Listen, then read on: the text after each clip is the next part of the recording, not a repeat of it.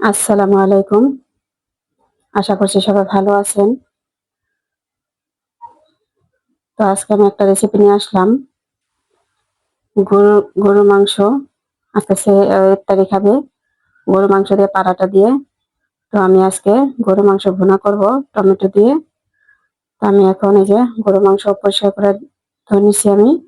এখন একে একে সব মশলাগুলো দিব। তো ঠিক আছে, দেখতে থাকুন। প্রথমে আমি কাঁচামরিচ আর দিলাম পেঁয়াজ, টমেটো, আদা রসুন বাটা দিয়ে দিলাম, নারিকেল বাদাম বাটা পেস্ট করে নিছি আমি, তেজপাতা, দারচিনি, এলাচি, লবণ, ধনিয়ার গুঁড়া, জিরার গুঁড়া, মরিচ গুঁড়া, টক দই, সয়া সস। তো এই যে সব মশলা কিন্তু দেওয়া শেষ। আর এটা কিন্তু আমি হলুদ দিব না, হলুদ ছাড়া আমি পাক করব বিয়াবাড়ির রেজালা। তো আমি মিশাই নিই এখন আমি। দিয়ে দিলাম সরিষার তেল। তেল আমি কম দিলাম, আবার পরে বসানোর সময় দিব, তাই। তো আমি মাংসটা মাখাই, তারপর আপনাদের দেখাই। এই যে গরম মশলা বাটা, এটা দেওয়া হয়নি, এটা দিলাম। মাখানো শেষ। আমি এখন রেখে দিব আধা ঘন্টার জন্য। তারপর আমি চুলা কড়াই দিয়ে বসাই দিব। তো বেশি কথা বাড়াবো না আর, আমি এখন রেস্টে রাখি, তারপর আপনাদের দেখাই। এই যে আমি আইসা করলাম, মাংসটা ম্যারিনেট করে রাখছি, আধা ঘন্টা হয়ে গেছে। তো আমি পাতিলা বসাই দিছি, দিয়ে দিলাম তেল।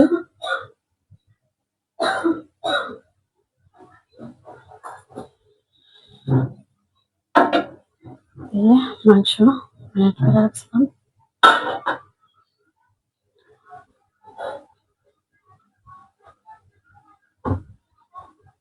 তো তেলটা গরম হওয়ার আগে দিয়ে দেই,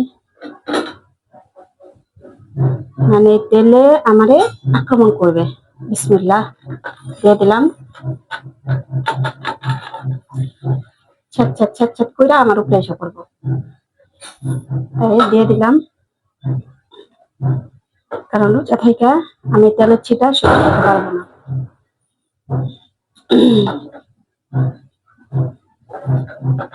এই যে আমি এটা ধুয়ে একটু পানি দিয়ে দিই।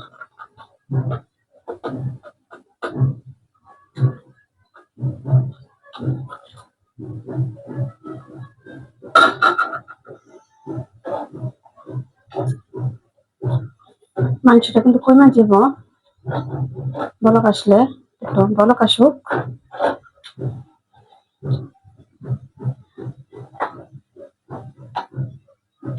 পাড়াটা দিয়ে যখন গরু মাংস খাইতে চাইছে, আর কি করার। ইফতারি করবে মেয়েরা, মেয়ের বাবা, দুই মেয়ের বাবা, তাই আর কি করার, বসায় দিলাম। তারপর আমি পাড়াটা বানাবো, গোষ্ঠটা হোক, বলক আসুক, আমি একটু ঢেকে দিই। আসুন দেখি মাংসটা মানে বলক আসা করছে। এখন আমি কিন্তু পানি অল্প একটু দিছি, কারণ যে মাইকা রাখলে না, পানি অনেকটা উঠে গেছে। আমি আর পানি দিব না, এই মাংস দিয়ে আমি, এই পানি দিয়ে আমি মাংসটা রান্না করব।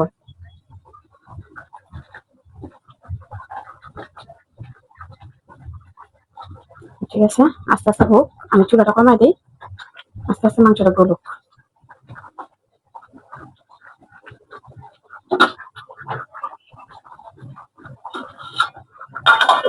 আসুন দেখি মাংসটা গললো কিনা। অনেকটা তেল উঠে গেছে।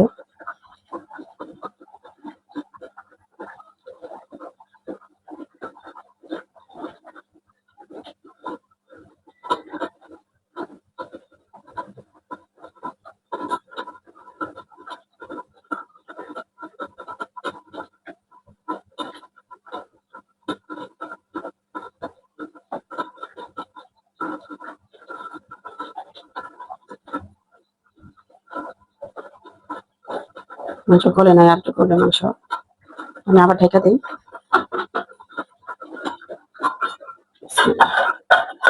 আসুন দেখি মাংসটা গললো কিনা।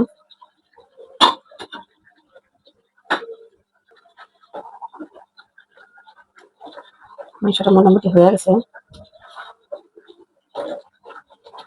গলেও গেছে মাংস।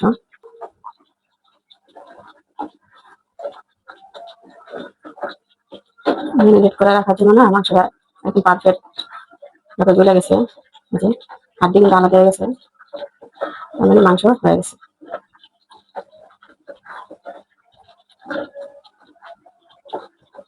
কালারটা কেমন হয়েছে?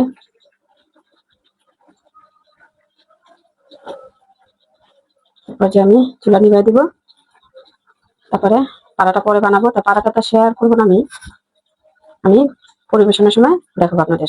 যে আমার মাংস রান্না শেষ, আমি এখন চলে আসলাম ইফতারির সময়। আপনাদের জন্য আমি একটা সালাদ নিয়ে আসলাম, স্পেশাল একটা সালাদ নিয়ে আসলাম। এই যে তো দিয়ে দিলাম শসা, দিয়ে দিলাম গাজর, দিয়ে দিলাম পেঁয়াজ, দিয়ে দিলাম কাঁচামরিচ,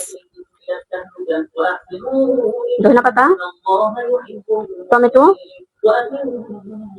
তারপরে লেটুস পাতা কেটে দিতেছি, লবণ, গোলমরিচ গুঁড়া পরিমাণ মতন, চিলি ফ্লেক্স, বিট লবণ, চাট মশলা।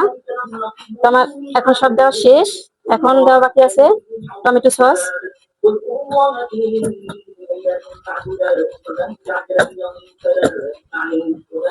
সবশেষে স্পেশাল টক দই। এটা আমার বানানো না, এটা আমি কিনে আনছি। আপনারা যদি রেসিপি চান আমি দিতে পারবো। এই যে তো সব একা একা দেওয়া কিন্তু শেষ। এখন এটা কি করবো, এটা এখন মিলানোর পালা। তো সারাদিন তৃপ্তি সহকারে যদি আপনারা এই সালাদটা খান, আশা করি ইনশাল্লাহ ভালো লাগবে।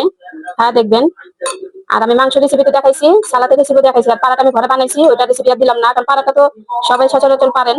আর আমার পেজে দেওয়া আছে পাড়াটা, এই জন্য দিলাম না।